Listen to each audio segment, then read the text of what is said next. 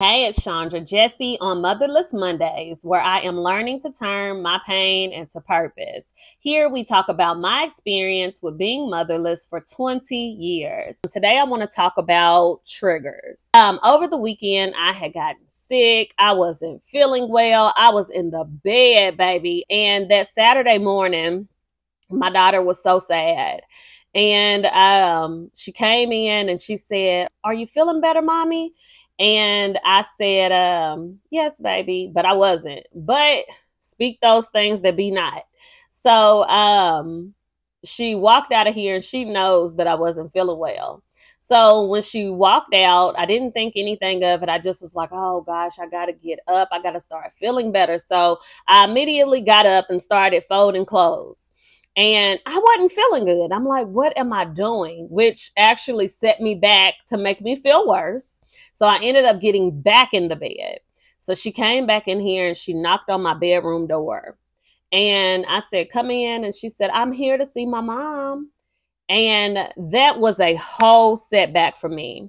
So at her age, I probably was older, but I just remember knocking on the hospital door in elementary school, walking to the hospital to see my mom because she was in and out the hospital a lot, and knocking on the door saying, "I'm here to see my mom."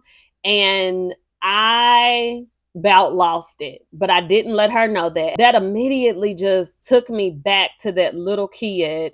And even though I'm at home, my mom was in the hospital.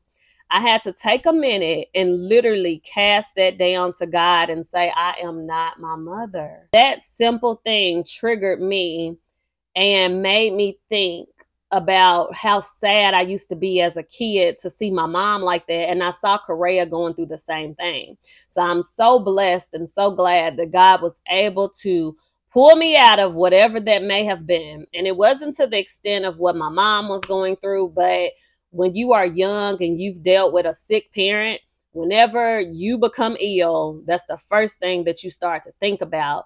But God is constantly working on me to allow me to know that that was my mom's story. That won't be mine. So I have to continue to speak life over myself and realize that I am not my mother. Are there things that trigger you? That make you sad sometimes? You know, it's okay to talk about those things. Is there something that your mom went through and you're like, I don't want to go through that, Lord willing? But anywho, that's what I wanted to talk about today. I pray that you guys have a blessed week. Know that you are not on this journey alone. See you guys on the next video.